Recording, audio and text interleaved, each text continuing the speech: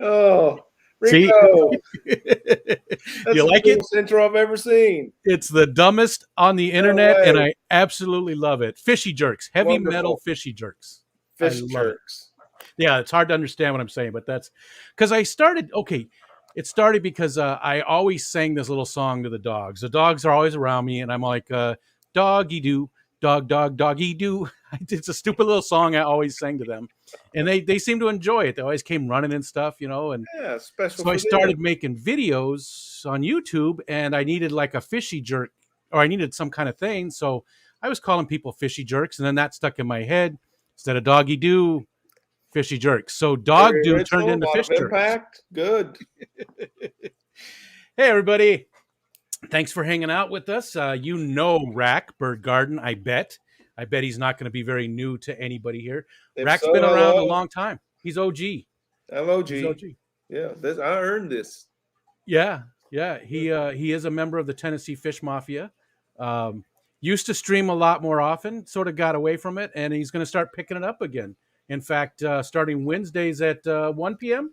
That's correct. 1 p.m. He's going to start doing a regular. He has the last couple of weeks, but he's moving to 1 p.m. on Wednesdays, and he's going Yes, to with be your doing help, a Rico, I'm going regular back stream. live. Be there at 1 o'clock on Wednesdays. Thank you very Yeah. much for the help, brother. Oh yeah, definitely, definitely. It's easy to do when it's fun content and good people. It's easy to Well, you got push some good those. people in here. This place is crowded with good people. They're coming in, and there's a couple good ones. I see a lot of the bad ones though, You got like some that bad. Maria Z. Don't trust Maria Z. She's shifty. Oh man, I can't even joke about Maria Z being shifty. I can't even do it. She's awesome. They're all awesome. There's just a great group of people, and I love the Fish Fam so much. Um, Hey guys, before we get into everything, I want to do my normal spiel. Just for anybody that's new and hasn't been around, the whole first part of the chat, the whole first part of the conversation, we don't look at the chat at all. Okay. Rack and I, we're just going to talk. The second half, then we'll open up for your questions. So if you've got questions for Rack, hold off to that second part and ask him then. Um, and also, before we jump into it, we're going to do a quick premiere video. Um, Rack has a new song that just came out. Well, it didn't come out. It's coming out right now, right this You're second. going to debut it. No one's seen it but you, Rico. There we go. I'm the first, and now you guys will all be the next. So let me grab this here. Oh, actually, okay, and let's make sure we got the audio on, and we've got that. And hopefully this is going to work just fine. Let's get it up there. Bear with me. All right. Oh man, I'm getting nervous. We'll do that. And hopefully this sounds good. It's the first time I've done this way with a video file, so I'm hoping that this works good. So here we go. We love our beach birding trips. They're so much fun. And just thinking about all the happiness and lightheartedness that we've enjoyed whenever we go to the beach, it inspired me to write this song. I hope you enjoy Waves and Things.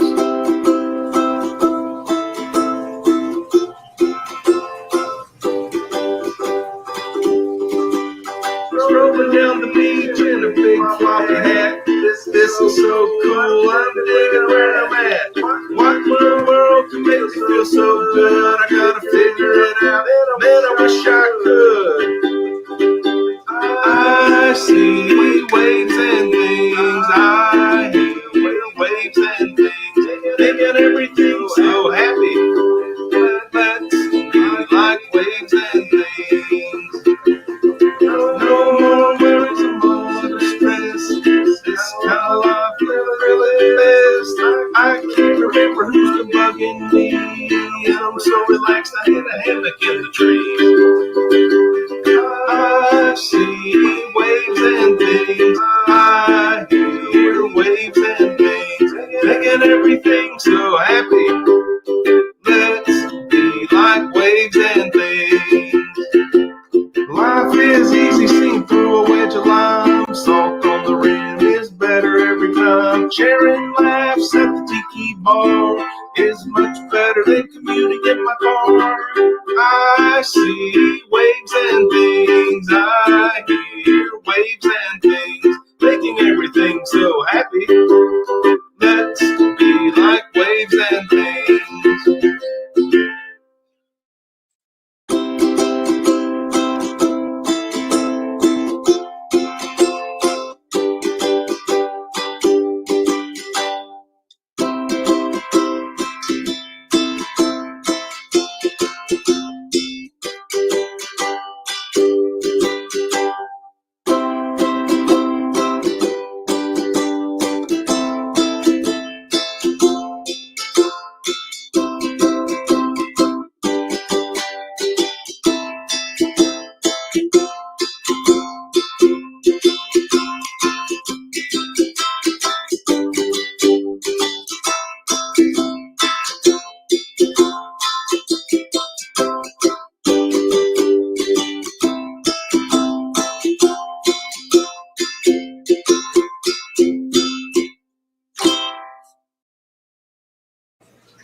Very cool. It's got a sort of a Jimmy Buffett vibe. Yeah, right. That's That's sort of a exactly what I was going for. Thank you for that, Jimmy Rico. Buffett vibe there. Yeah, Maybe because happy, you, free, yeah, salty.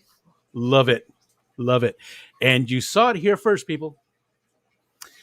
All right, so let's jump into things. Again, people are still trickling in. So anybody new, hold off any questions you have for Rack to the end of the conversation. We'll holler out when it's time. Um, but let's jump in. So Rack, I know you live in Tennessee. That's right. Um, are you Tennessee born and raised? Kind of. I was actually raised as a child in a town called Bristol, Virginia. Okay. And that town connects to Bristol, Tennessee via State Street. Some towns have a main street. Our main street is a state border.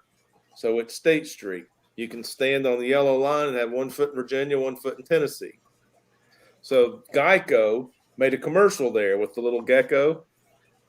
Yeah, you can Gotcha. look that up. So the hospital, the community hospital, actually was in both states, and the maternity ward was in Tennessee. So yes, I was born in Tennessee. Just And barely. yeah, Just walked barely. across the street to Virginia Yeah. and finished high school and went off to college up in Virginia and then the Army, Fort Benning, and then back to the Tri-Cities area, we call it, Bristol, Kingsport, Johnson City. You may be familiar with Bristol Motor Speedway, Yes. birthplace of country music, Eastman Chemical Company, formerly Eastman Kodak, world Yeah. headquarters in Kingsport. Who's originally from Rochester, New York. There you go. There you go. Well, there's a connection there. That's not too Yeah, far there from you you. go. Good, Rico. Yeah. So yeah, I'm a native. Yeah. Gotcha. Yeah. Tennessee So, guy. so you got out of high school, Did. went to college, or went to Army? College first, turned 21 in basic training. So I had most of an associate degree done before I left. And so, what years were we talking about in the Army? 86, I think I left. Okay. It's cool. I left home on the 4th of July, 1986, to go to Fort Benning, Georgia. It was hot when I got there. Yeah. They shaved all the hair off my ears, and I got blisters on my ears. And what made you go into the service? Is it something your I think family? it was a lack of direction. I was a young guy. I was a 3-sport athlete, and was in good shape. Thought I could take it, and duty, honor, country is full of vigor and patriotism. Yeah. Yeah, and I didn't have anything going on. No, school was a drag. So it was pretty exciting. Gotcha. What kind of places did you, as much as you can talk about, what kind of places were you stationed in? Well, I went in as a reservist so I could continue my education. I scored really well on the ASVAB, which is the Army. It's like a placement test for all of the armed services. And I could have chosen any MOS that I wanted, could have got any duty station. And I decided that I wanted to come back home. And the local unit was an infantry unit. So I asked my recruiter, what's infantry? And he said, well, do you like hunting? I said, of course I like hunting. I grew up in these mountains. Do you like hiking? I go hiking on the Appalachian Trail often as I can. Yeah. Do you like camping then? Yeah, love camping. He said, well, basically, that's what the infantry is. Yeah, So he signed me right up. gotcha. And 2 weeks later, I knew why every recruit wanted to kill their recruiter. Yeah, it wasn't anything like hunting and camping That and lying hiking. son of a bitch. Did you ever hunt him down and give him a piece of your mind? The first time I saw him, he did come back to our unit, and he saw me walking toward him. And the first thing he said to me when I got back was, "I'm sorry." That was, and it seemed well rehearsed. So Yeah, yeah, I'm sure. He probably did that quite often. That's funny. yeah, then we did tours in Fort Jackson, Fort Indiantown Gap, across the eastern seaboard. So you weren't stationed overseas or anything like that. No, I was on the list for a Desert Storm, but my particular MOS, they shipped everybody from my unit, and they bring units except the unit that I was in, and we were going to be combat skills trainers. Mm, And we weren't going over, like the rest of the group went as kind of support to the regular army. If they needed us, we were going in frontline combat. So fortunately, we didn't have to go. We yeah, got everything under control before they needed the second string, I guess. gotcha. And how long were you in the service I altogether? think it was about 9 years. I signed up Oh, for the GI Bill, did an enlistment, extended for a year. As long as it was cool, started having kids, and then summer camp would roll around, and Daddy don't go weighed heavy. So yeah, I had an yeah, I can option. see that. I just didn't continue. And I want to come back to some of this, but your oldest son Mhm. also serves. Yeah, it's my youngest child, my only Youngest. son, is Okay, active Army. He's a combat medic. He's in Georgia now after being in Alaska for a couple of years, in Iraq a year before that. So he's regular Army. My dad was a regular Army prison guard and MP. So we got 3 generations of Army strong. gotcha.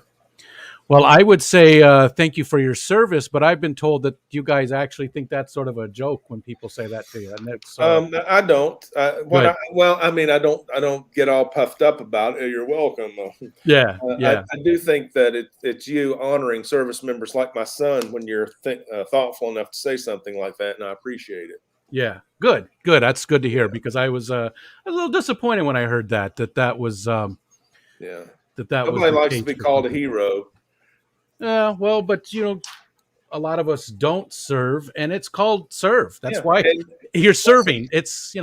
I probably felt more that way before my son went in, and now, by God, I appreciate his service. Yeah, yeah, yeah, yeah. Yeah, So just the one child then, or do you have daughters as well? two daughters and a son. And he's the baby. Yeah, he's the baby. So I bet he was spoiled rotten. He's probably a horrible person. Oh my God. Well, you should hear his sisters tell it. I mean, He probably got away with everything that they didn't. yeah, that's what they say. Yeah, Yeah, being a he boy doesn't. and being the baby. He I didn't bet recognize it. He no. didn't. He thought he was since he was a boy, he got a little rougher road. And So I think he did. you've been married for quite a while. How many years have you been with your wife? My wife and I have been together for 6 years now. Oh, okay. Yeah, and she has 2 children, and they're the age of my youngest child. So we got a Brady bunch going on. Oh, gotcha, gotcha. Yeah, and everybody's doing really well. We're very fortunate, very blessed. Yeah, And that can none be of the difficult. kids do YouTube. They think we're the hipsters, Well, we are. That's true. It's a good assessment, I think. Uh, right? so obviously, you've got a sort of a merged, what's it called, blended Blended, family. blended Uh, family for sure. your original significant other. Yeah, my first wife and I were married for 20 some years. Okay, Yeah, got the kids raised and out of high school. I think actually, as the divorce was being finalized, my son was finishing up his senior year in high school. gotcha. And are you guys friendly today? I mean, we don't argue anymore. Yeah. Mostly Gotcha. because we're not in the same room, probably. Yeah. Okay, gotcha. Yeah, and remember, if I start getting in too deep, just let's move to something else. You just let me know. We'll move on to something else. Right? I haven't talked about this in a long time. It could get good. Yeah. Um. So you were married for 20 years the first time around. See, I did it just the opposite. I was only married for a few years the first time around, and then the second time, well, we just Saturday was our 30th. Saturday was our Congratulations. 30th. Well, I So would say you're a fast learner. yeah. Well, I don't. I make a lot of mistakes, but not usually the same one. Not you. Although I did get married again, so maybe it's the same No, thing. there was never a doubt in my mind that I was going to get married again if I could. Yeah. So you Yeah. obviously enjoyed the process, just maybe Yes. not the person that. Oh yeah, love being with my wife. Yeah. Yeah. Yeah. I'm with you. Yeah. She's my best friend, and there's nobody I'd rather spend time with. So Exactly. Glad to hear that, Rico. so let's shift gears a little bit and talk about your art. Have you Oh, always been artistic minded? Have I you? I have. mean, I've always been creative and artistic, but little caveat there, growing up in the Southern Appalachians wasn't always encouraged. gotcha. It was Gotcha. discouraged. Yeah, yeah, yeah. Yeah. Gotcha. So when did you really start getting into that and painting and doing the music? Let's College. start with painting. Let's start with painting. Where? It was college. It was Okay. college. I had to have, and I didn't want to take the course, but of course you have to have art appreciation. And I had every horrible misconception of that class you could have. And turns out the professor had been elected by the student body professor of the year so many consecutive years that the year I got there, he said, I'm not running. I won't accept it. Give it to somebody else. If you think about nominating me, I won't accept it. Yeah. He was so cool. And I thought he was weird. I thought he was a left fielder, And he just came across with, hey, man, this is my message and this is who I am. This is how I roll. If I'm different than you, try not to judge me. I'll try not to judge you. I've got some cool things over here in the book I want to share with you. I really think you'll like it if you'll give it a shot. You are going to have to come to class, stay awake, and take a quiz every class. So there's a little bit of effort required on your part. I thought, okay, that's much better than I thought, because he was trying to connect with people he wasn't already connected with. Gotcha. All the art majors they could draw, they've been painting, they were there on art scholarships, whatever. They were his team already, but he was reaching across the aisle. Had a lot of respect for that. Sure enough, by the time we got up to the field trip in class, when he took us to Washington, D.C., and we went through the national galleries, I was a huge art fan. It was like meeting a long-lost friend. And I started doing assignments outside of class, a lot of creativity. I came home on the weekends and did. That was after community college. That was after I was in the Army. I was doing drills on the weekend, and I'd come home on the weekends, and I guess late '80s, '87, and kids' skateboards were really popular. So I built a half pipe in my backyard full of kids. And they'd bring their skateboards over that their moms did not like the horrible, harsh graphics on. And I would sand the skateboards off and paint graphics that were mom friendly. And he loved that idea because it was taking art to the community. And so we got along. We ended up getting along, and he was able, in spite of my academic shortcomings, to give me a C in his class. And we're still kind of connected. Every time I do an art show, I call him, give him an email and say, hey, man, I can't believe you did this to me. But my life is better because of your investment, and I appreciate it. And it just makes him cry every time. There's nothing more a professor wants to hear other than they made a difference in the student's life.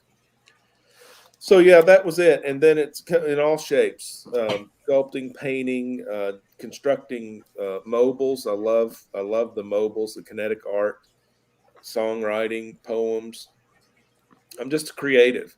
Yeah. took me to that freshman year of college.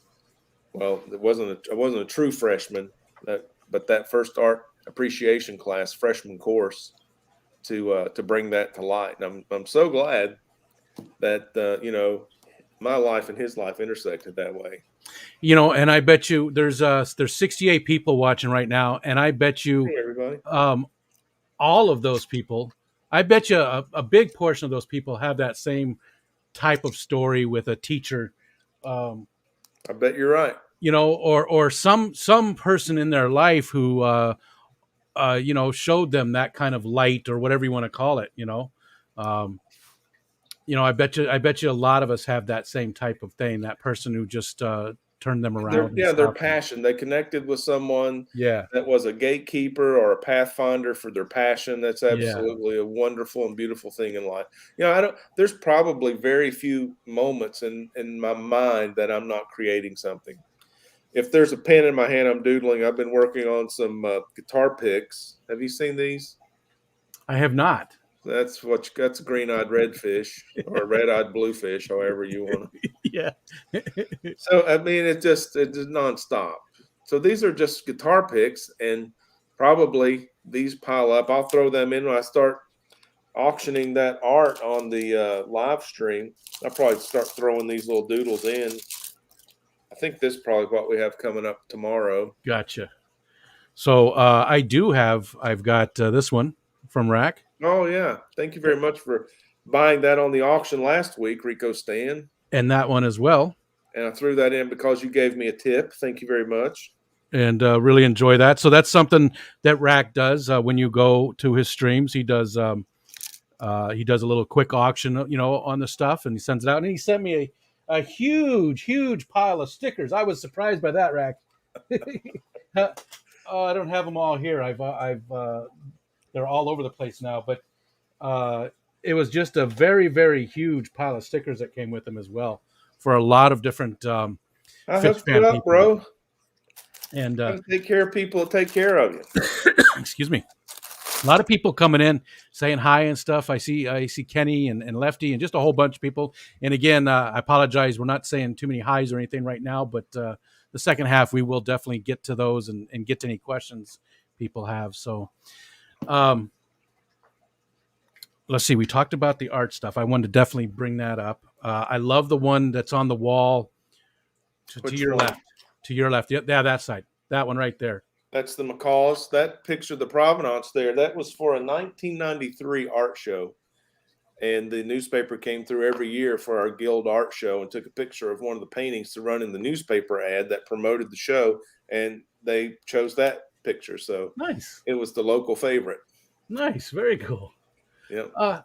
So you obviously are very in tune with nature, and then where you lived and grew up has a big part of that. But is there anything else that really, I mean, because you're a big bird watcher, like myself. I love to watch birds, and You're I a have great a bird life list. watcher. I have a life list that's nowhere near to yours, but I have a decent life list. What really got you into all of that part of it, into the Well, so nature? this is what I believe. I'm a naturalist, lifelong naturalist. I believe that was very innate, much like the creativity.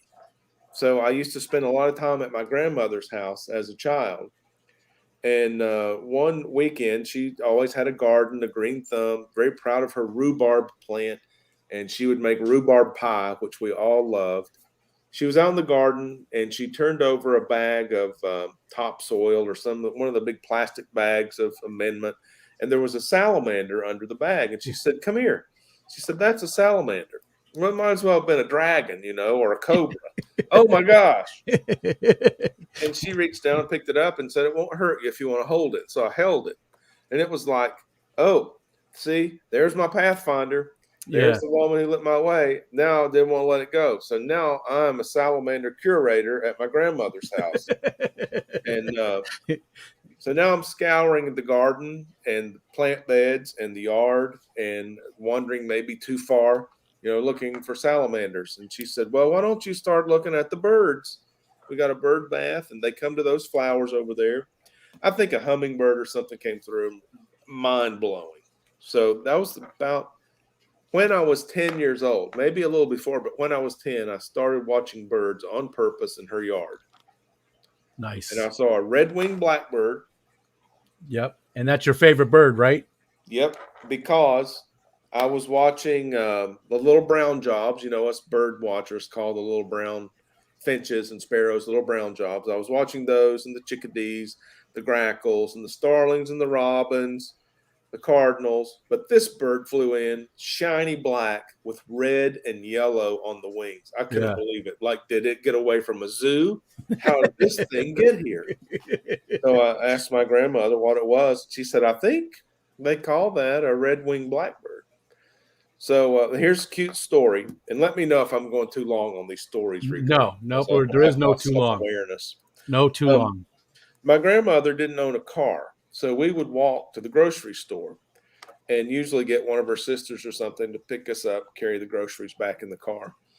But back in the day, we went to a grocery store. Her pick, I guess because of the coupons, was Winn-Dixie.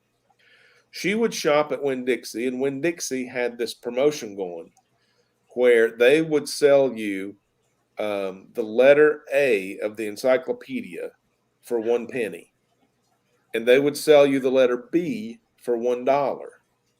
And then all the other letters, you could cash in your Winn-Dixie points to get a discount on. And they had one display set at the front of the store.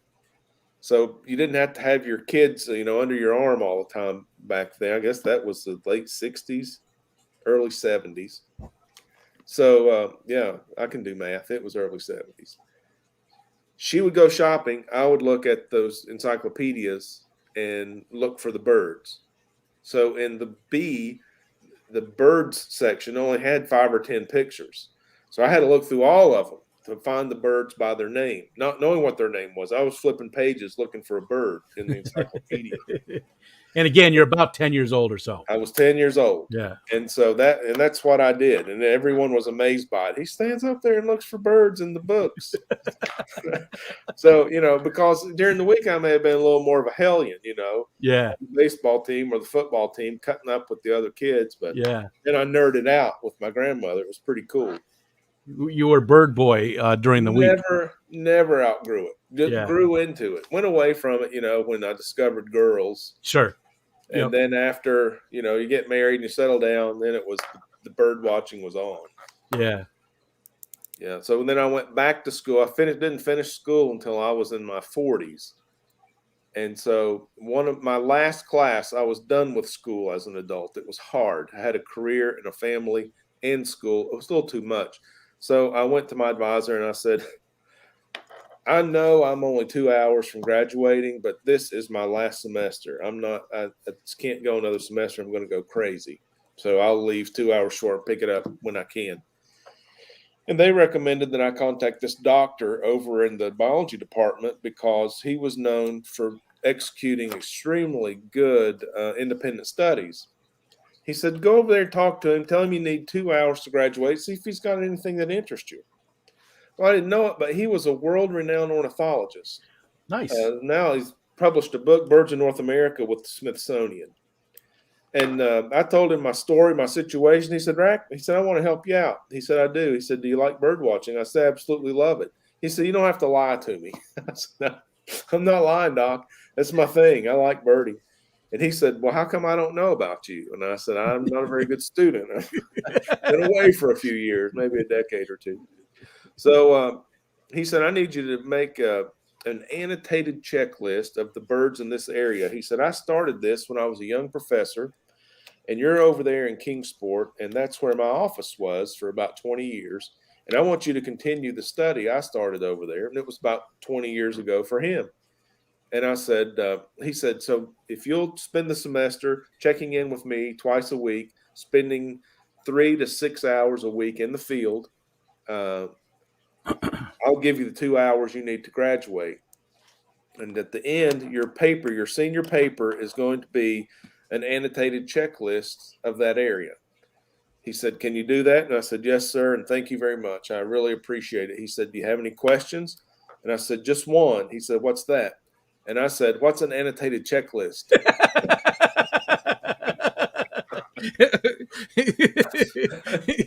He reached on his shelf and he grabbed the local annotated shit. He said, "Read this." Do what this And is. we've been great friends ever since too. He's birded with my son, who's also a talented birder. We've had a lot of fun. I've had, I don't know if we're going to get into so much, but I've had lots of nice positions affiliated with my naturalist desires and education experience, and I've been able to introduce him as keynote speaker a couple of times. Nice. And yeah, this guy, he's world class. Just fortunate that he was here, and he considers himself fortunate to be here. He says that East Tennessee is a treasure trove of diversity for birds and salamanders, most living things. So it's good. It's a good desire to have innately to Yeah. be in this place. So it was a very fortunate part of my life. And do you mind saying that guy's name? No, Alsop, Dr. Fred Alsop. Yes. I He's published lots of field guides. Yeah, I've seen something by him. The name is very familiar. Yeah, so he did that book, Birds of North America, with the Smithsonian, and then they broke it out into many books. So Birds of Texas, Birds of New England. Yeah, that's Yeah, probably before where. that, he wrote the Birds of the Great Smoky Mountains, Nice.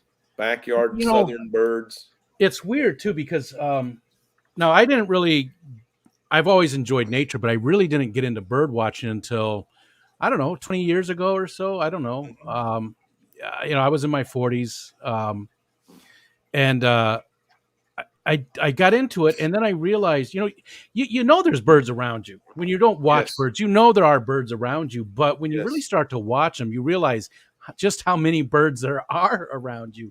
I mean, Well, they so really are everywhere. as a bird evangelist, I believe birds make people's lives better. That's Oh why I yeah, have a Bird Garden YouTube channel. I believe it. And if it doesn't for you, I'm sorry. I regret that. I don't mean to have an argument with you or a conflict. I just believe that because birds are everywhere, save a caveat here and there, and at least everywhere you go, there are birds, and you can watch them most of the time, day or night, most anywhere, most of the time for free. yeah, And that yeah. connection with nature, I think it's a scientific fact that connection with nature is healthy and healing. It is. It very much So, is. Yeah. and there they are for just for the looking. Yep. And then, as you were saying there, you notice once you start paying attention to the birds, they've been there for Yeah. as long as you've been there. You just haven't noticed them Yeah. before. Yeah. How do they do that? How Yeah. do they stay in the background? It's like when you buy a car, when you buy a new car, you don't see any of those cars around very That's often, but right. you buy a new car and all of a sudden you see a bunch of that same type of car. It's the same So type of true. thing. Um, yeah, just absolutely love bird watching. And again, we live right on Lake Ontario, and it's an important migration path. So Great we get a spot. lot of stuff right in the yard Absolutely. that a lot more than normal places. You mentioned the grackles, and I don't want to get too deep into it and bore people, but grackles are a pest bird to me, but they are also incredibly beautiful. When they come up to the feeders, they just destroy the feeders, and they're so hungry. I usually take stuff away when I see the grackles come in. Like after the first few days, or maybe a week or so, I see the grackles come in. I stop feeding. I wait till the grackles move on, and then I put the stuff back out because they just are greedy, greedy birds. But they are beautiful if you really get up close and can really There you see them. go. They're You get a iridescent. grackle in the right light, it's Yeah, arguably one of the most beautiful birds on earth it because the is. iridescence of Yeah, their black plumage is blue and green and purple, yeah. and it shimmers. And their antics are very clownish. They're So related to to crows and blue jays and stuff, right? Aren't they in the same family? no, No. you'd think so. I mean, Yeah. definitely very similar structure wise, superficially at least to the blue jay, but they're one of the blackbirds, and Okay. the family is Icterid, and the family of the crows and the jays is corvid. Yeah. Yeah. Yeah. So they branch a little differently. Um, but the behavior I think is very similar. The appearance is similar. So I don't Yeah. know. I guess it's in the DNA. That's a lab test, not a field test. Yeah. Yeah. They are beautiful birds, but they're not my favorite. So, okay, so what is your okay? So people who don't know, when you're a birder, you have a nemesis bird. It's that bird that you want to see that you just haven't seen yet. Um, in fish keeping, it's that bird you just or that fish that you Yep. haven't kept and you really want to keep. So, what's your nemesis bird now? What is Well, the bird so that you want to see and you haven't? that's definitely a good point, and it is a real thing. It's a syndrome. And I did not too long ago on the Bird Garden channel, I did a video titled Nemesis. And my nemesis bird was the evening grosbeak. Now, evening grosbeaks used to be in my immediate area by the hundreds. They would wipe out your feed supply faster than grackles. People did not like them. After, oh, that's really cool, then it was, oh, they're back. Then all of a sudden they weren't. They've been gone. So I heard about these stories when I started in the college class, which would have been 1999, 2000, and had read Dr. Alsop's book, Backyard Birds of the South, and they were on the checklist because they were so common. And they were on my target list. Well, I'll see one of those pretty easily, but I didn't. They haven't been here in 20 years. So for 20 years, and I do bird travel.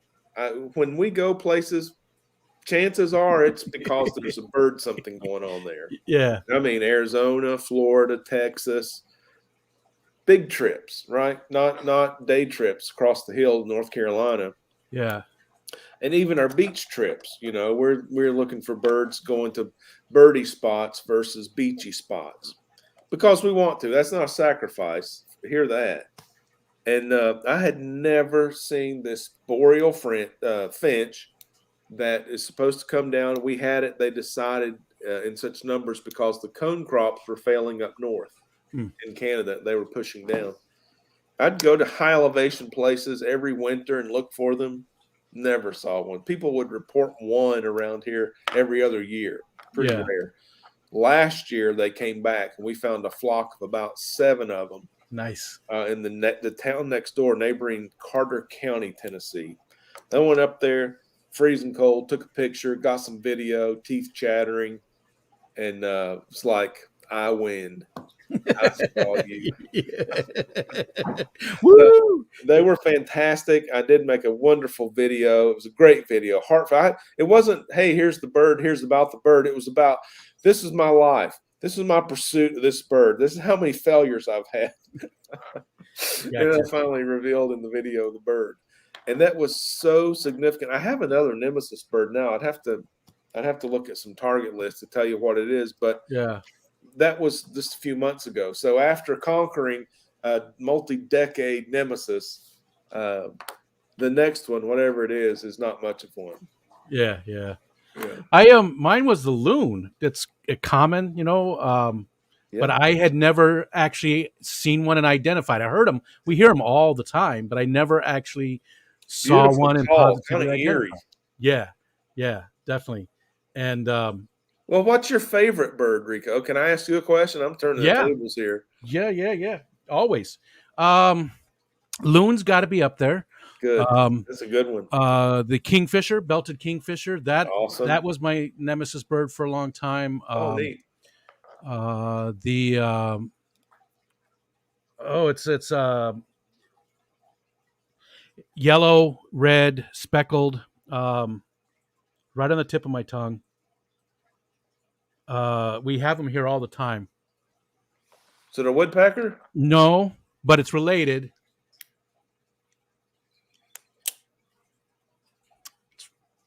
Wasn't the grosbeak. Anyways, I can't remember what that one's called now. I'm drawing a blank. Well, you got to let me know now because I'm searching my mind with you. Where's my book? Oh, it's up by the other tank. It's too far away. You said out loud, yellow, red, speckled. I'm not coming up with anything quickly. Yellow, it's got yellow. It's got black on it. It's white. It's also got yellow and red, and it's speckled. Black speckles. Flicker. Northern flicker. There you go. You got it. Yep. Northern flicker. Oh, man. That is, I got a video on the Bird Garden channel. That is a beautiful bird. They We don't come have to the bird feeder. They eat we, off the ground. we have them quite a bit in the yard, and they will actually come up to my feeder. I put mealworms and suet and stuff up there, and they will actually. My feeder is actually my windowsill, which I know a lot of people are like, no, don't do that because the bird poop and all that kind of stuff. But we keep it clean, and uh, the squirrels don't like to come up there, and the window itself is open. The screen is right down there, so the birds are right there. I can see them. Um, the big ones too. So there's a place called Derby Hill that's not very far from us. That's known for the raptor migration, and you Oh, can okay. go there sometimes and see 200 birds in the air, all Yeah. kinds of raptors, and uh, golden eagles, bald eagles, just peregrine falcons, just all kinds of stuff. Yeah, that fall migration, the professor, Dr. Alsop, sent me up to our local hawk watch that semester, and the broadwing hawks come through here en masse, and sometimes they have 2,000 broadwing hawks plus all the others just Yeah, coming down golden eagles, bald eagles. One amazing year they had sight. a swallowtail kite, crazy for up in this elevation. Yeah, those are my favorites probably. The ones I don't like are um, mute swans. I've had run-ins with mute swans kayaking. Yeah, they Uh, got some issues. yeah, and plus that the fact that they're invasive. We brought them over here, and they really are in this area. They're taking over the trumpet and tundra Really? swan. Oh, Yeah, that's not bad. cool. The DEC comes out and oils their eggs Mhm. so that the eggs don't hatch. Yeah, population control. Yeah, because they're out of control, and again, they're invasive. That somebody brought to New York City Central Park, 100 years ago or however long it's been. They escaped, and now they're everywhere and taken away from the trumpet and tundra swans. Not cool, Um, man.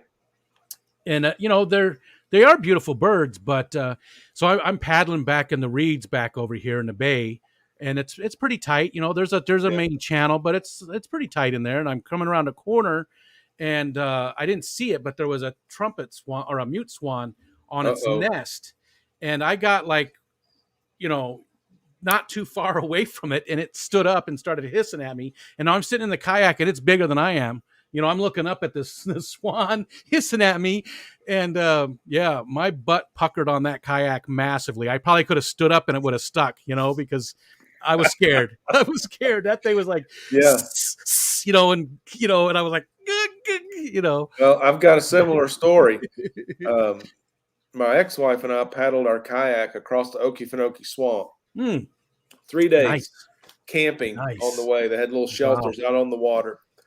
So this place, the Okefenokee Swamp, it was carpeted with alligators. So the first few strokes in the kayak was like, it's not too late to turn back. And after about a quarter of a mile, it was like we were aiming the kayak where the alligator eyes had just went beneath the surface. Like, well, it was probably not there anymore, so let's go that way. It was a very heavy population. Then after, a mile or two, it's 31-mile paddle trip. It's like, okay, these guys are pretty docile. They're much like rattlesnakes. If you don't step on them, probably they're not going to come hunt you down. That was our hope anyway. And there's sandhill cranes were all over the swamp. Now, Nice. that's a big bird, too. It's larger than the great blue heron, bulkier. Just Yeah. And they do this clack, clack, clack, clack, clack, clack, clack. So as we were paddling, now you had to stay in the narrow channels. You had to stay in the center of the passageway because the borders were covered with lily pads. And a lily pad on the bottom of a kayak is a break. You're having to work to paddle across lily pads, so you don't want anything to do with those. So you're out in the middle, and we hear the splish splash of the paddles, and these sandhill cranes on the nest. This was in April. You'd hear them make their chat, chat, chat, clatter, clatter, clatter, then whoof, whoof, whoof. And they would the reeds. I think they call that. It's not terra firma, but it's like semi-terra. Gotcha. Like it's floating paddocks. Yeah. Together with aquatic plant, marginal plant roots. Yeah. So, but perfect for sandhill cranes to nest on, apparently. So anyway, we would spook them, and they would make all kind of racket. And then you'd see them come up above the reeds because you're in the water. The paddocks maybe 2 to 3 feet tall, and then the plants are over your head, which made it cool for spiders to build webs all the way across. That was fun. Yeah. So, yeah, the more I tell about this story, the more I think it could have been related to my divorce. But I digress. I was going to ask that actually because you sounds like you were in a tandem kayak, and tandem kayaks are called divorce boats. So I was wondering if that maybe was probably it. the beginning of the end or something. We're spooking these sandhill cranes. They're popping up like popcorn. And so we're paddling around, and then we hear this. It was either a wide paddock or a paddock behind the one we were paddling beside. We hear this ruckus, and so I just look up, waiting to see the sandhill crane because sandhill crane, that's pretty cool. Yeah, not like the mute swan. They're not hissing at you; they're just getting out of there. So I'm looking up, I don't see it, and we keep hearing rustling. I look, I thought, oh man, that thing just sitting on the nest, flapping its wings. I guess that's my son. If it's important, we're doing a live stream. If it's important, if you need to. No, it's probably his daughter's got his phone. My granddaughter, Della, is a sweet little child, but I'll call her back in a minute. Okay. She wants to see G-Paw's fish. Doesn't everybody? I take the phone out, put it underwater in the koi pond. She loves that. Oh, nice. Anyway, sandhill crane's going everywhere. I can't see it. I can hear it. I can't see it. Out of nowhere, the reeds part, all right? 2 feet above our boat. The reeds part. And there's an alligator with a head about that wide and its mouth wide open. It got real. Shit got real. Yeah. Now that's way worse than a mute swan. I don't know about comparing our pucker factors. All I know is I was at maximum pucker. Yeah. This is the closest I've ever been to death. Yep. Never want to be. I may have even conceded. Well, what a way to go. So we're 3 feet off of the paddock.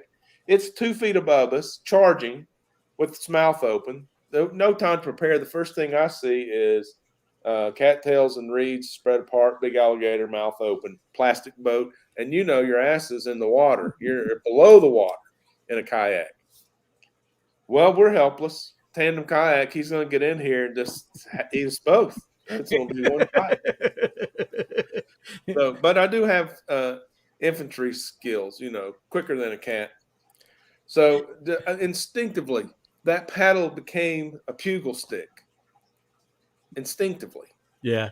I reared back and got that paddle back.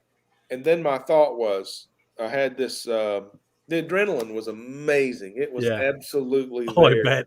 Clear thought, quick motion. You've got to jab the paddle down its throat. If you get the paddle in its throat, its mouth will close. You got a chance. I knew I had an extra paddle.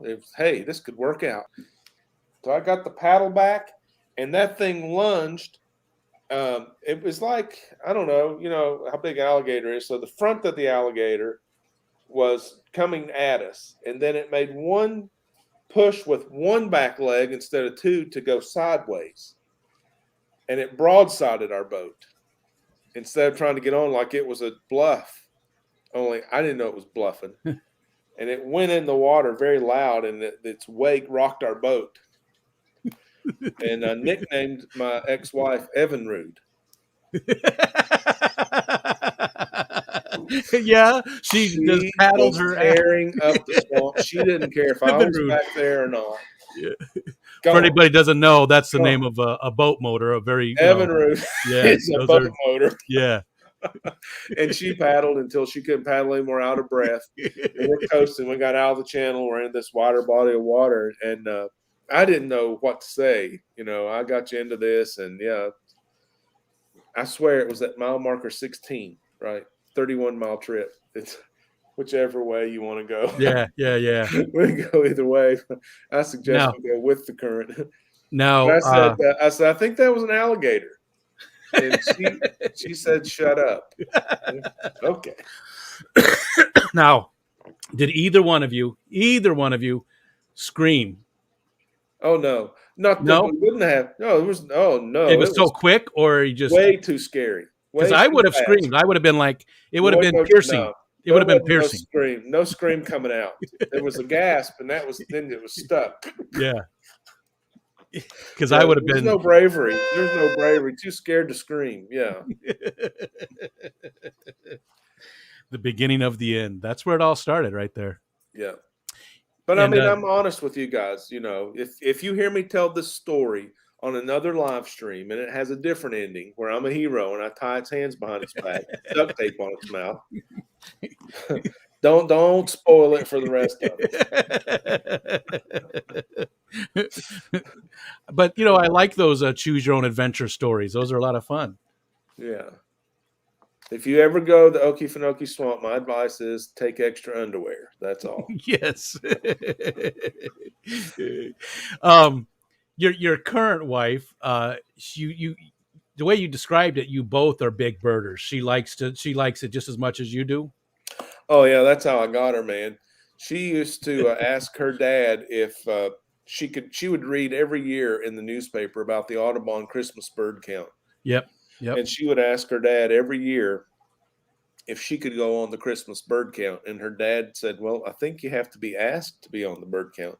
Mm. And the unfortunate part was her uncle was a well-known birder in the area. He was on the bird counts.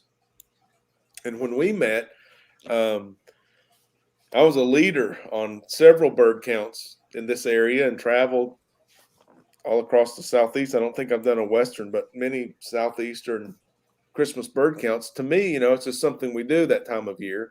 To her, it was like, can I go? It's like, oh, yes. Yes, he can be on my team.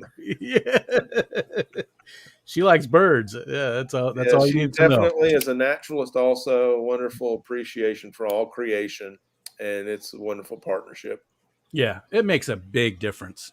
My wife's she's interested. Like we go see like the great blue heron rookeries and stuff. There's a lot of those around us. We go see those, and we'll go do hikes and stuff. And she's interested. She's not like she doesn't need to identify every bird. She just goes, "Oh, that's a cool bird," and that's enough. That's enough for her. But she's still interested. She still wants to. She wants to see them. She just doesn't care what they are. So you understand if I say to you, Rico Stan, I'm a lister, you know what that means. A listener? A lister. Lister, like you've created the life list. Is that what you mean? Yes. I keep a list of birds. Yes. Life list, yard list, state list, county. I'm a lister. Gotcha. Like a hoarder of records. Well, when we started dating, my wife said, no, I'm not a lister. I don't like to do anything competitive. I just like to enjoy it. Yeah. Okay, that's do you. However, let me take you to the birds and tell you about them. And so after a few years, she's like, no, well, but she's still not competitive. She could care less about the competition. But she said, I think I need to keep a list so I know if I've seen one or not. Yeah. Because now we're planning trips based on target birds. Some birds you want to see again, but other birds, have we seen that? Because if we have, I want to go to this other coast and see that. Yeah. Like right now, our big target species jointly is albatross. You can go to Hawaii and see the liaison albatross, and puffin. Okay, that's on another coast. That's up in Maine, the Atlantic puffin. So, gotcha. Big plans, but so I'm a lister. She wasn't a lister, and now that she is a lister, it's not for being competitive, but for just organization. Yeah, and that's how I am too. In fact, I put little notes in my book. I've got a book that was published just for that. It's got a lot of birds, but it's a little out of date. But I like to put little notes who I was with. So like my two of my youngest kids were with me quite often. So I just put a little note there. Aiden and Ariel Montezuma. Montezuma's a Audubon center not too far from us. Yeah. Cool. So I just put that little note so I can remember. Oh yeah, that's when we went and did that. And just it's a great way to. Well, now I'll say, Rico, for any bird watcher listening, or for you, or bird watcher that's maybe coming around, hearing us talk about it, it's a lot of fun. Makes your life better. It really does. eBird, Cornell University, is an app. So they already got the checklist there. You just have to put a little tick mark by a little touch of the screen, and then they store it for you. Yep. So I use eBird, and in the comments, I mentioned who I was with. Oh, nice. Same thing Yeah, then. Yeah. yeah. And So I it's get where cool. you're at. It's been around quite a while too. It's been around, geez, at least a decade, at least. Yeah, eBird. yeah, something like that. And it's cool because they also take that that data and they use it. It's Oh not yeah, just a storage for you, but they also use it to say, well, this is how many of these birds were around and how many people saw them. they I mean, track a it's not lot a of data worldwide. yeah, and it's not 100% because you can make mistakes as a citizen scientist. You can make mistakes Sure, on identification, but at sure. least it gives them an idea. It's just like with Yeah, weather stations. A lot of people have weather stations in their backyard, and your data is used if you upload it to yeah, NOAA. yeah. It is used, but it's weighted differently than an actual, official weather station. But Right. they still use your data, so it's still cool. I think so. I think it's cool. I mean, I still get. I consider myself an expert bird watcher. I'm all in. I mean, Yeah, here's a study. I'm still buying books. I'm still talking about it. They still send me notes if I report a rare bird and says, "Oh, our database says that's rare. There, can you give us a little bit of a defense?" Not, they're much more professional and cordial than that, but sure. basically that's what they want to know. Yeah, So they clean it up the best they can, and if they still have a question, then they don't include it in the scientific set, but it still remains in your personal data, yeah, yeah. which is great for if you're a lister. That's fantastic. You know what? We've almost been talking an hour already. How You're are you on kidding me. time? How are you on time? Wow, I'm good. Okay. I'm Because good. I would like to open it up to the chat for some questions, and I still have some questions for you. Wow, We've Rico, been I had going. no idea you're so interesting. That's not true. I did. I absolutely knew. um, Real quick, other than nature stuff, Yeah. other than the creativity stuff, do you have any other hobbies that you're really into? So, Well, I mean, I guess they're all kind of linked. Let's see. Got the art, the fish, the birds, and the pond. Also, fish, plants. I do bonsai. oh, Uh, cool, cool. yeah. Do you have any videos on those? Oh, yeah. Yeah. Yeah. They're on the Pond Life channel. Okay. Okay. Yeah, I did a series with Greg Jones, and we both posted a bunch of videos on our websites or our YouTube channels. Um, I love that actually. The bonsai is so cool. I'm a foodie. My wife was a foodie. That's her hobby that I adopted. So now, whenever we go birding, there's food involved. And let me tell you, birds go where great people are and great food are. Follow Yeah. them and see. Check me up on that. I like I was, doing some gold prospecting at home. I'm a oh, mailbox prospector. I order the pay dirt from different claims and then sift the gold out of the dirt. That's a lot of fun. I did a video on doing that in Alaska in the wild, taking a gold pan to a creek and nice. taking the gold out of the creek. That was pretty cool. Yeah. You and Travel, food, I Rob guess. from Aquatic Aesthetics, you guys have a lot in common. Do you know? Are you familiar with Rob? Nope. Rob is Ed and Bob. I believe he's their local fish store. Rob, Oh, I can't remember what's Rob's last name. I do see Bob in there. What's Rob's last name? He's Aquatic Aesthetics, though. He's the owner of yeah. Aquatic I Aesthetics. did meet him. I think Bob brought him to a meetup in Knoxville, and I was there. I think Okay, I did meet him. you guys have a lot in common. He was also into prospecting and stuff really heavily. I mean, actually bought a lot of equipment and went out and did stuff too. Fun. But okay, so let's go. That's enough. That's enough for one show, Rico. I want to save some. I'll save the dessert so you can have me back sometime. Okay. But you're okay with hanging out a little bit longer and Yeah. getting questions from the chat, right? Yeah, I definitely want to Okay. interact with the chat. I saw some cool cats over there. Yeah, whole bunch of them. Just an amazing group of people. There's actually 85 Nice. people watching right now. That's How very many? cool. 85. Holy cow. 85 people hanging out with I us. should have gone to makeup. I didn't know you guys were all going to be here. And I just yeah, never mind. Not going to jump into that. Bunch of amazing people. Appreciate you guys all coming in and hanging out with us. Who we got? If you've got questions for Rack, now is the time to ask them.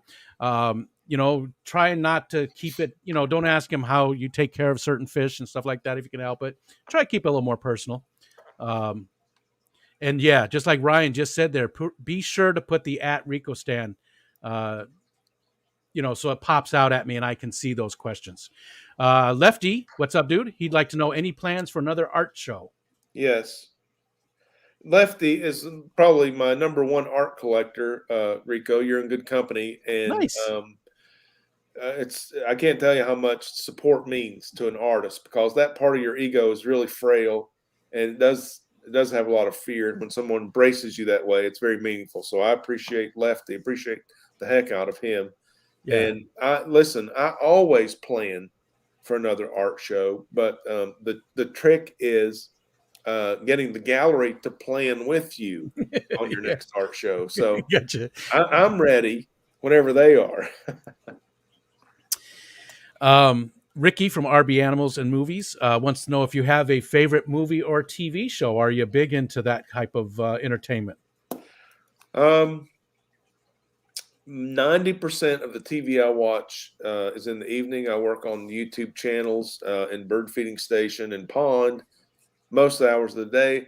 90% Food Network, 10% HGTV, and then maybe some Netflix later in the evening, stand-up comedy, Marvel movies, action every now and then.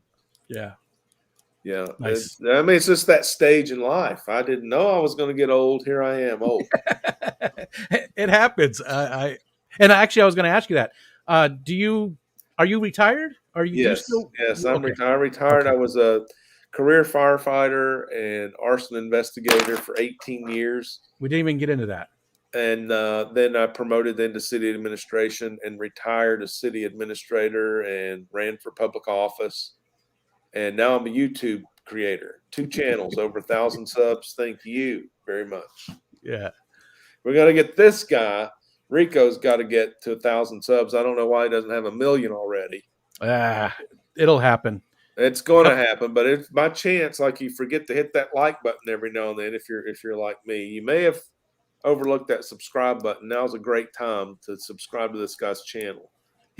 Listen, I feel like he's slumming having me on his show.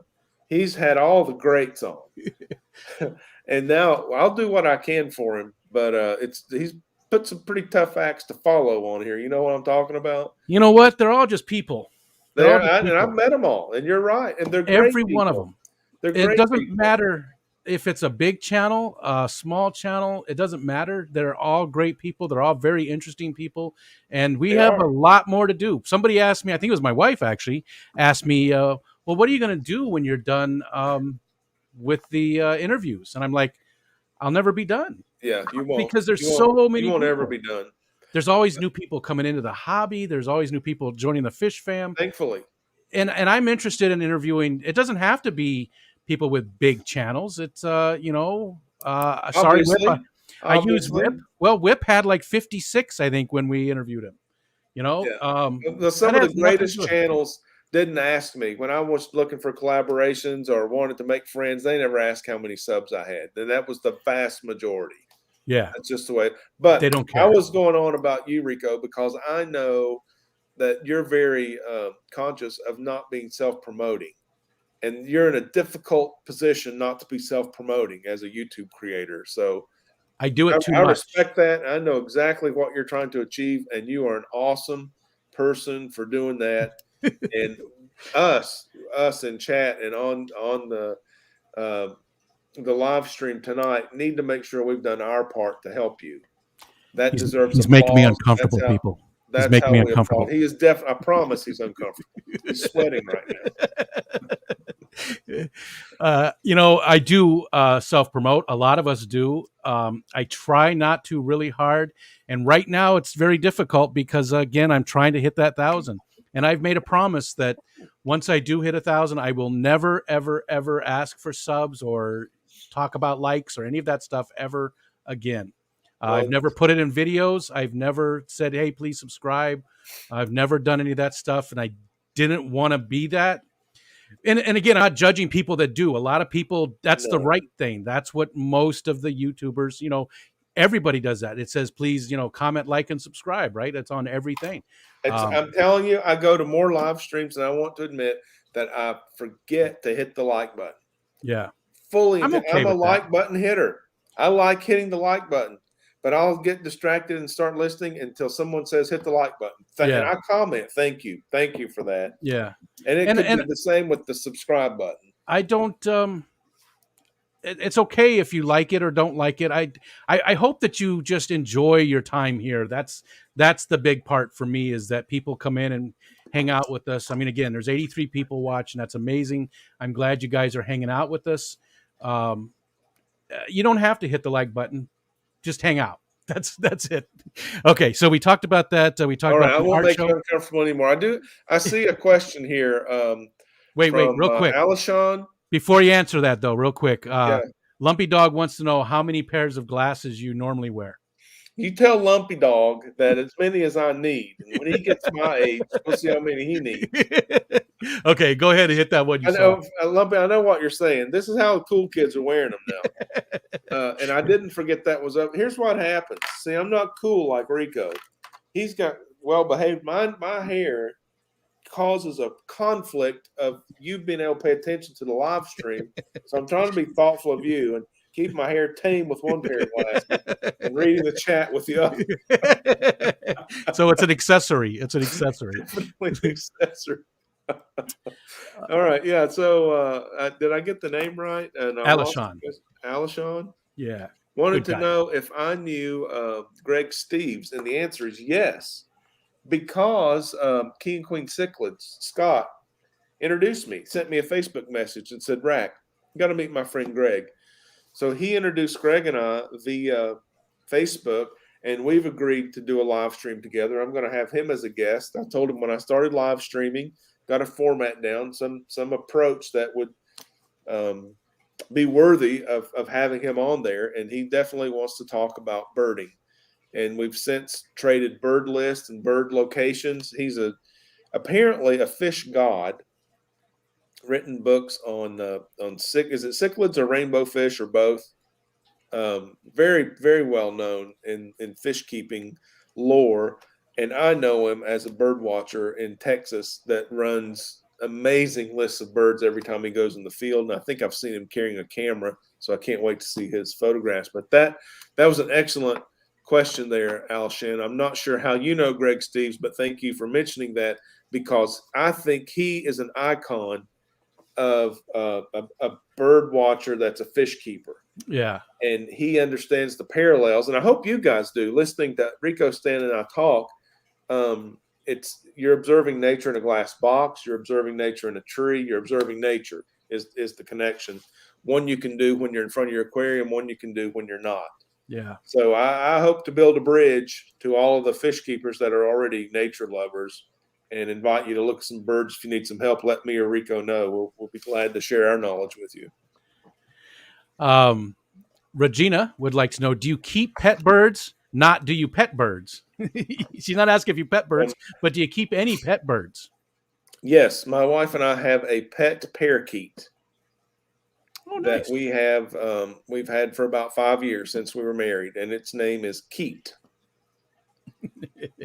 We had quite a few. When I lived in Arizona, we actually built a little aviary in the backyard. Nice. It was underneath the porch in the backyard, so it was well covered from the sun and everything. But then it was had a misting thing on it. But we had like cockatiels and parakeets, and actually some lovebirds in there with them too, and some little zebra finches and all kinds of stuff, all kinds of pet birds. Mike Stamball says you need to come to Western Basin of Lake Erie for birds. Lots of marshes and wildlife refuge. Which side is Lake Erie on? Well, Lake Erie would be right above Ohio. So it's west of Pennsylvania. Where did I go? I think I've been on Lake Erie. They call it the biggest bird watching week of the year. The migrants come across up there, McGee Marsh. I'm not familiar with that. Yeah, I'm not McGee familiar Marsh. with that one. Birders from all over the world, crowded. Let's see. Dee Dee would like to know what your favorite adult beverage is. I'm a bourbon guy. Yeah. And I prefer on the rocks over cocktails. Gotcha. And then once you get into that, it's a subculture, which bourbon. The one I'm drinking is my favorite. Yeah, I used to when I used to drink a lot more, I'd be like, people would ask me what my favorite rum or whatever, and I'd be like, whatever one you're buying me, that's my favorite. Paul Cetera, he said the coolest bird I've seen since I've been living in Southeast North Carolina is the swallowtail kite. Yes, very cool. That's a good It one. stopped me in my tracks when I was working in my backyard. Yes, yeah, those are very distinct and very cool. And those I've never positively identified one of those in the wild. I've don't. It's not on my list. That just And because you haven't seen it, because there's no question when you do. yeah, yeah. Yeah, Rack said he's I do a lot of Florida trips, and they're pretty regular down there. Rack said, or Ricky said he was watching a red-tailed. He said red-tailed Hank, but I know he meant red-tailed hawk because a red-tailed Hank is a whole different thing. We won't go into that, Ricky. I know it's just a typo. Red-tailed hawks. Yeah, we got quite a few of those. And the sharp-shinned hawks. Cooper's hawk. I'm scared they're going to pick off a bird on the bird feeding station out back. Do you guys have any osprey down around by you? Is that a common one Yep. by you? Okay. Yeah, down we're near the. I used to live on the river, and we had the River Life YouTube channel. Yeah. We moved off the river and built a pond. I changed the name of the River Life YouTube channel to Pond Life. On the river, we had osprey and eagles in the yard. Yeah. So I couldn't have a pond. Since we moved here, we've had both eagle and osprey fly over the pond. And thank you so much. Hi, Mrs. Rack. Hi. She said hello. I used to call her River Wife. River wife, nice. we have quite a few osprey, but the bald eagles, there's actually on the point right on the other side of the bay. There's a big family that's lived there for a long time, and we do get them in the yard. One time there was one right out in the backyard eating some big fish. It was a good size. It actually ate most of it, and then picked it up and flew off with it. So, well, my koi are sitting ducks. Yeah. So I've got a little tiny pond. I love them and I love to see them, but just as a show of aggression, when I see them, I say mean things to them. Like what? What's something? Like, go away! Don't look at my koi. Get out of here, you bird. You bird, you go. Stephen P. would like to know: does Rack play in any other instruments besides the ukulele? And also, Rack is freakily similar to me in a lot of ways: the art, music, creating stuff, etc. And I can see that. Yeah. Who said so that? do you play something? That's Stephen P. 2003, who is also he's closing in on 1,000 subs as well. Awesome. And we have. I look like that guy. There was something that about the two of you that reminded me of Someone each said other. Maybe it was Bob Kaler. Someone said I look like him. I thought, wow, that guy's young. What a compliment. So do you play something besides the uke? As you noticed, I don't play the uke very well. It's the one I have the most fun with now. I've got a guitar and a piano and a penny whistle. And so sometimes, I love music. My son is the performer. Okay, he's the musician. I consume music. He produces music.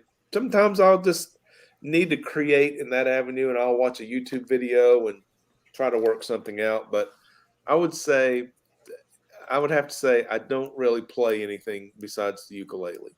Gotcha. Yeah. Gotcha. Let's see. Mr. Kaler is dropping your links there. Thank you, Bob. Thanks, Bob. And good I to appreciate see you. that. Freaky Fish Lady, do you think the Phoenix is a total myth? I think the Phoenix is someone's truth. I don't know if it happened the way we get it as legend or not. Yeah. But I think probably something happened. Nugget of truth in there. Yeah. Maybe it was psychedelically induced. Maybe it was a much smaller event, a similar event. I know history records the salamander as a fire lizard. And we think we uncovered that's because people using firewood that would have salamanders between the core wood and the bark, and then the heat would drive them out. So the salamanders were most often seen by early record keepers crawling out of a fire. come to find out, they're not really a fire lizard. Gotcha. And that same type of thing. So many cultures have stories about dragons. So many different cultures have stories about dragons. Uh, and they describe them pretty much the same way. So there's probably something there that we remember. That I've done a lot of reading. I don't want to. This maybe we just don't need to go there. But I'm a fan of the dragon. I believe the dragons could have very easily been modern dinosaurs. Gotcha. Sorry, and it jumped on me.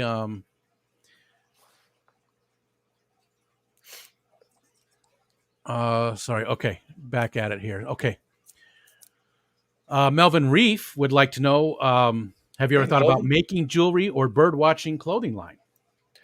Thought about the bird watching clothing line for a long time. It just gets into a lot of logistics. I'm not really a clothing maker. I'd love to use clothing as a platform to promote birds and how good they are for the environment and people's lives. But at the end of the day, I'm not a clothing salesman. That said, eventually I would like to do some merch. I'd like to have a compatible website. Maybe I'll learn how to do that or meet someone who does and have a bird garden website that I can, you know, shill some merch on. I mean, our local minor league baseball team was a Cardinals, and I love that. I love the birds as logos. So Yeah. not going to be an immediate line of designer bird clothing from me, but maybe some merch later. There's a lot of people here in the Fish Fam that have made, their websites specifically for that type of thing, and I bet you somebody could at least give you some pointers and point you in the right Yeah, what do you direction. call it? A landing page, a compatible landing page or something? Well, just the website. You can do all kinds of different stuff on links to your videos and sell your Yeah, merch. yeah. Links to Teespring or wherever you decide to do Yeah, merch and at. I think, Rico, I think that's a pretty good algorithm trip for both YouTube and Google. If you've got a same named website, I think it helps your channel quite a bit. You're probably right. I didn't even think about that outside of it like that, but I'm sure you're right. Yeah. Because Google is out there crawling the web all the time, looking at people, and if they see that extra stuff tied to it, yeah, I bet you're right. Mike asked a question for me. He what onesie am I wearing today? I I didn't have a know today turtleneck. was onesie day. I have a turtleneck on, Yes, you do. but I don't ever wear onesies. I don't know how that became a thing. Um, Somehow, these things start off as just a little joke here and there, and then they get bigger Oh, and I bigger. know. And They take on a life of their own. I'm yeah, well so aware. I don't even have a onesie. I haven't worn a onesie since I was probably 6 months old. But Well, it's never too late to start again. I would Let's wear a onesie. let's get My onesies. daughter has a bunch of. She's 24 years old and she has a bunch of them. What's the popular onesie these days? Anything Pokemon stuff. Oh, okay. Pokemon stuff is huge. Let's see. So Ricky wants to know, and how we doing on time? We're about 10 till 8 o'clock. So Holy cow. you need to cut her short pretty soon. No, one thing we didn't talk about is I used to raise poison dart frogs for Really? the science education and hobby, and I was known as the gentleman frog farmer from the great state of Tennessee, which was a pretty big deal. I mean, it was a moniker, but I was the chairman of International Amphibian Day, and our group Wow. convened in Baltimore every year with top scientists. I mean, I had on my board the Smithsonian, high-ranking USGS, the State Department, Wow. national parks. We did a lot of good. We did a lot of good things. Why'd you step back from that? Just too Um, much? Just too much? no, I started birding. I passed the torch. We had a successor, and I taught the successor the ropes. Showed up the next year and said, "I'll be back the year after that to make sure that everything's okay." I helped her appoint a successor. You only got to do that chair position for a year, and I think you had to be on the board for a year before you were eligible. Oh, So, gotcha. I helped my successor, and then I helped her find her successor. And then I told the board, I said, I'm closing down the frog propagation and husbandry wing of my house, and because I didn't have an extra wing, basically, I didn't have a frog room. Now I have a fish room. That wasn't the case. And I'm going to be birding. That's more compact. My kids are getting older. They're taking up more room, needing more room. The frogs have got to go. Yeah. Do you Now have I any forgot what I was going videos? to tell you about that. What was the question before? Do you have some videos on those? I'd like to know how you manage the frogs, and because you have to be very careful. I don't want to dig too deep into it. Like I said, we're already Yeah. well over an Well, hour. no, But save some for the next time. But I'll okay. tell you this: a very popular video on the now Pond Life channel is breeding for profit. I made $10,000 in a 10-gallon aquarium, and I show the very basic 10-gallon breeding setup that I use for many of the poison dart frogs. Nice. Yes. We'll have to go. I feel bad because I keep asking you these questions. You're like, oh yeah, I've got a video, but I didn't really get to know your pond life. I knew you as Bird Garden because I've only been around for a year, so Right, I and missed out on all that. So I need to yep. go back and educate myself on your content better. But yeah, Watch the vids, man. we'll definitely go to that for the second part. Lefty says, are you on the lecture circuit? And if no, why not? You'd be a great lecturer for students. Very Yeah. engaging and interesting. I Thank you agree. very much, Lefty. That's very kind of you. And I feel the same way. I love reaching people like that, especially students. And I have been um, lectured extensively on birding trails, poison dart frogs, bird watching, as I was a state vice president for the Tennessee Ornithological Society. So I got to talk to several chapters. Since retirement, I haven't been. Since retirement, I've been lecturing on live streams. It's a lot, It's a a lot good cheaper for crowd, I'll you. tell you that. It's a kind crowd. I see one of your biggest fans in here, a Miss Angela Cross, and she Oh says yeah. he's an amazing speaker. He's done a number of them. Oh, thank you, honey. I love you too. Let's see. Other than the obvious answer, this is from Whip's World. Other than the obvious answer of being a lifelong passion, what prompted the switch from a pond life to bird garden? So the channel, I love YouTube. I was telling Rico before we went on the air, he's a tech guy. I'm not a tech guy. I knew how to send an email. And after retirement, I'm a lifelong learner. I needed some educational stimulant, and so I decided it was going to be YouTube. And so I started the River Life channel. I was going to do hiking and birding and kayaking and fish keeping. Well, it turned out the only audience I could muster with no skill and no experience was the fish keeping. And I figured out everybody with an aquarium is near a computer. Everybody on a hiking trail is not near a computer. So I just my first job in life was at a tropical fish store. My first memory of any animal in my life was a guppy bowl. So my first aquarium as a birthday gift was 8 years old. The next one was a 29-gallon. I thought it was the biggest aquarium in the neighborhood when I was 13. Yep. And the only time I haven't had fish in my life is when I went to college and in the Army. So it was a pretty easy shift for me to learn YouTube via the aquariums. And you guys, Rico, you had Corey on not long ago. Corey did a second YouTube channel, how to build a YouTube channel. And I was listening to everything this guy had to say. He was giving you the step-by-step, not only how to set up an aquarium, but how to make a video about it and put it on YouTube. So the Fish Fam was a natural place, a safe place for me to run to. Yeah. And have a seat and learn a lot from a lot of people. Yeah. And then for whatever reason, the channel stagnated. It peaked out it's just under, I'm within a few of 4,000 even on that channel, but the videos stopped getting views and the channel stopped growing. I think I killed it when I changed the name to Pond Life. Oh, gotcha. Yeah, I think that was as far as channel growth goes. Yeah. But I mean, it's pond life. I was on the river; it was river life. I built the Yeah. pond; it was pond. So that was me being me, maybe not playing by the algorithm rules. Yeah. I've heard And so, other people say that same thing too, that like, well, Bob changed the name of his channel.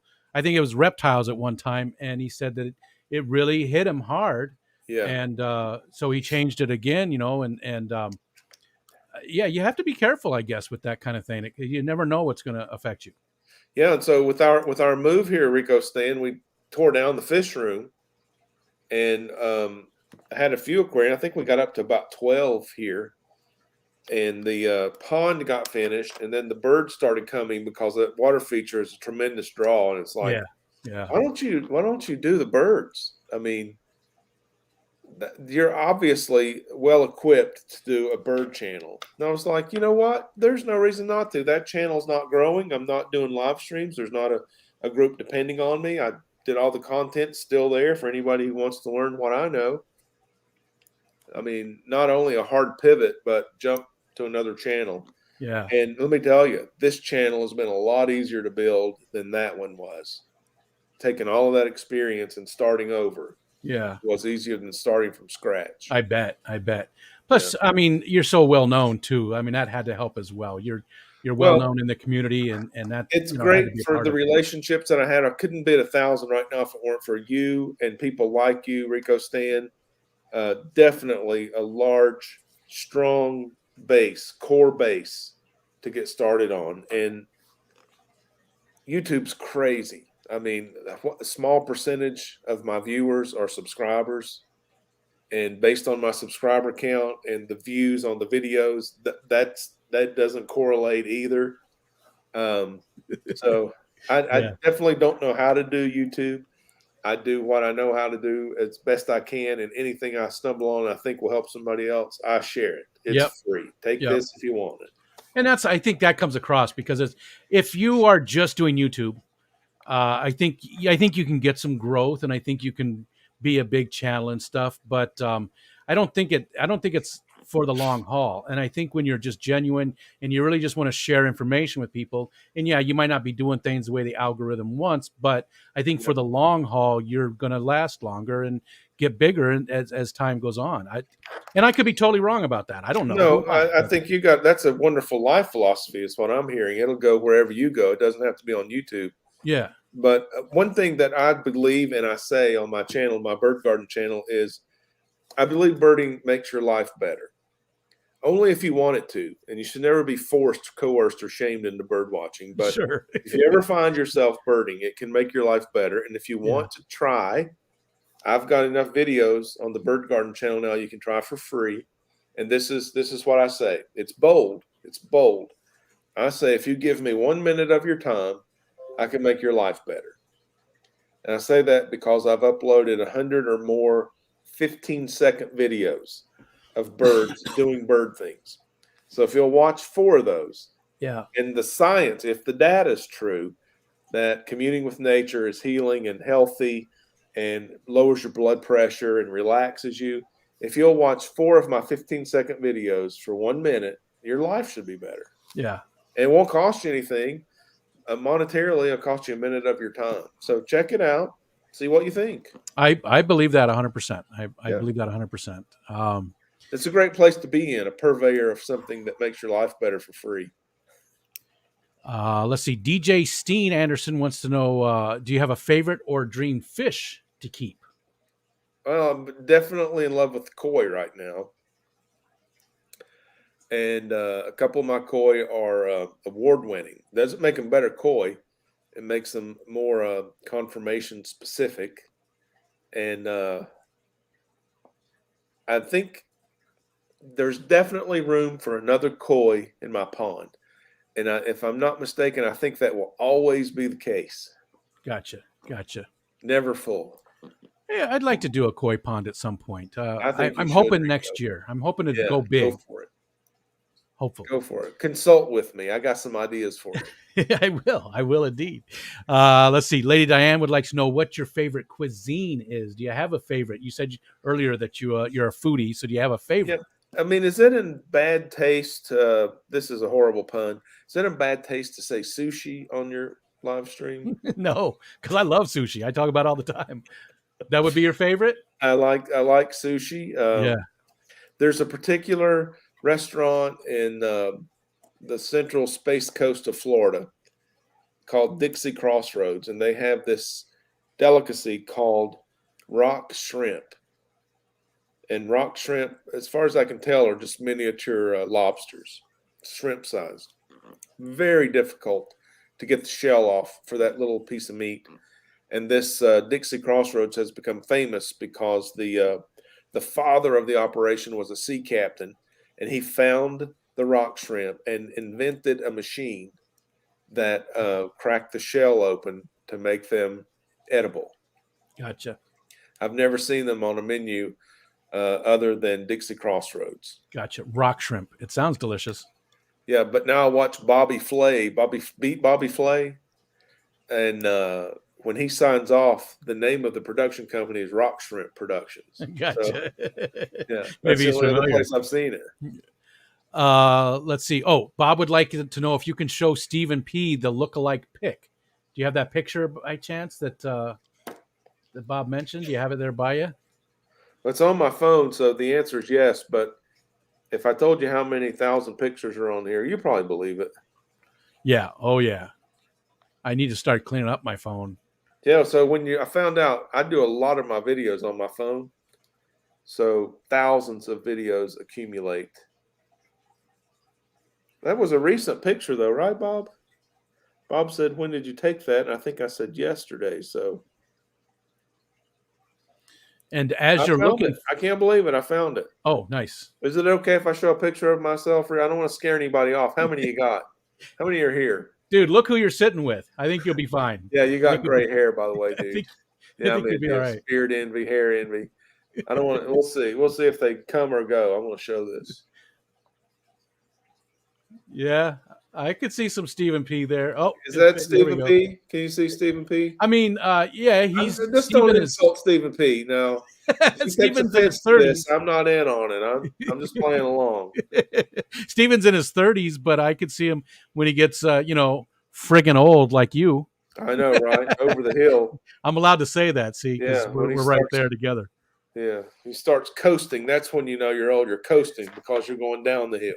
Yes, I like coasting. It's enjoyable. It's not near as exhausting as climbing that hill.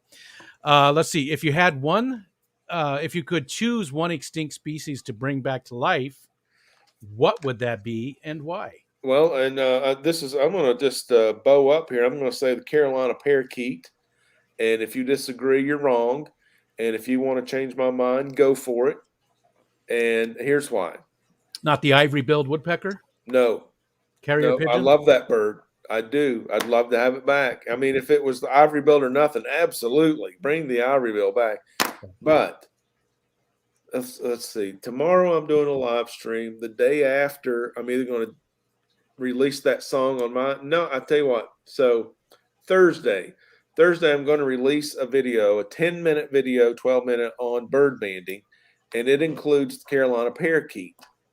And the reason I love the Carolina parakeet, and I've gone to different universities and science labs and the National Museum of Natural History and checked out bird skins of the Carolina parakeet. And I'll tell you,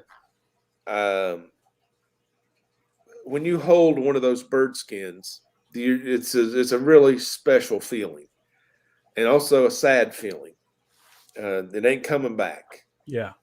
And the reason I say the Carolina parakeet is because if it were not extinct, I may have them in the bird garden from time to time. You may be able to see them on my 24/7 live stream. Yeah. But we can't because we extincted it. Yeah. And when did they go extinct? Humans did that, man. How long ago? It wasn't even all that long ago, right? How long ago are we talking? When did the last one? It's in the video. I'm going to say Okay. 1930s. Okay. The last one died in captivity. I think it was in Ohio, Cincinnati Zoo. But that's it. It's the Carolina parakeet. Okay. A parrot in the mountains of Tennessee. Yeah. and we killed it. We blasted it out of the sky. Now, there's parts of Tennessee that are that are like a tropical rainforest almost, right? I mean, not I shouldn't say tropical, but a rainforest because Yeah, of the mountains holding in the. yeah, yeah. Probably they call parts of the higher elevations temperate cloud forest and rainforest. Yeah, And that just that name just evokes, someplace that I would just love to spend a lot of time. yeah, because it's synonymous with biodiversity. Amazing. Um, you know what? I'm at the bottom of the chat. And Lefty said the last known perished in captivity at the Cincinnati Zoo in 1918, and the species was declared extinct in 1939. Yep, so you were right Okay, there. well, I Yep. was all over it. Thanks for the fact check there, Lefty, because I'd rather people have the accurate info. And Dragon Lair agreed. That's the one we should bring back. Well, of course he's going to agree. He's a smart man. That's That right. He's Dragon Lair. smart. We've got DNA of the Carolina parakeet. It can be brought back with enough money thrown at it, he said. Should I start a GoFundMe? Hey, you never know. And Ricky said he wants to see the dodo come back. Their beautiful bird. Also in the video. Now they went extinct for different reasons, both by human hand. The dodo was a food source for sailors of the Indian Ocean. Couldn't fly, fed a lot of sailors. Yep. Very, very, just not shy. It was not shy at all. It was so easy to catch. Probably clubbed to death. Didn't have to use a gun. Yeah. So you are, like I said, you know what? We're going to wrap it up here. We're after 8:00. Okay. Let's real Good quick. show. Let's sum up a little bit of stuff. Starting tomorrow at 1 p.m. Yes. Rack will be doing a live stream 1 p.m. Eastern Standard Time on his channel. Obviously, he was going at a different time before, but he's going to move it to 1 o'clock starting tomorrow. So Yes. great time of the day. So everybody go check him out over there. Get some more stories. Watch some more stuff. Will you be auctioning some art pieces? Yeah, I will. Regularly, or- Yes, this one, as a matter of fact. And the way we do that, thank you for mentioning that, Rico. I start a bid at $10. That allows me to pay shipping to the United States and throw in a free easel. Nobody gets hurt. We get to buy a little bird food over here at the station, and you get a wonderful piece of desktop art. So yeah, we'll do that, and probably I'll throw in one of these pics that I've doodled on with whoever takes home the painting tomorrow. That one looks familiar. That's a block-headed owl. I don't know. You've seen that before? Yeah, and I don't remember what. Maybe it was the owl from the How Many Licks It Takes to Get to the Middle of the Tootsie Roll Pop. Oh man, that was an old owl. He was a wise old owl. I think it looked a little bit like that. I remember the answer was 3, by the way. 3, 1, 2, 3. Crunch. DJ Steen says, does watching chickens count as birding? Yes. Sure. And real quick, Paul said the Carolina parakeet was a conure species. They can be reared by living species. Gotcha. Yep. And Pokey Gamer is asking a fish question. What do you think I should put in my 43-gallon tank? I would say some fish. It's just too hard, Pokey Gamer. I'm sorry, but that question is just too hard because it depends on what you like and what kind of water parameters you have, and there's just a million things. So there's a lot of the channels. The co-op has things about what you should put in certain size tanks and things like that. I would recommend going and watching some of those. Maybe you'll get some ideas. But there's just so many variables there, so it's very hard to answer. Besides, it really just depends on what you like. That's what it comes down to. What type of fish do you like? So it's very hard. But I'm the co-op has a bunch of those types of videos, KG Tropicals. And again, I want to give a shout out to the co-op real quick.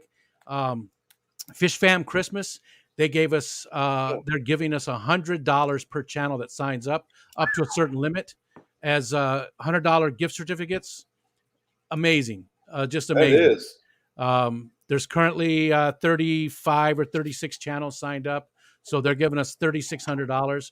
That's not to take away from all the other people and everything else too, but that's the number one donation currently. So I just want to give them a shout out. I spent today talking about the Fish Fam Christmas. Don't want to do it again, but there's videos Oh, out come there on, too on that. Rico. Tell me about it. What in the heck is this Christmas with the Fish Fam? I did like you. I did like you, Rack. You just ruined it. You're not actually giving this to the channels that sign up, right?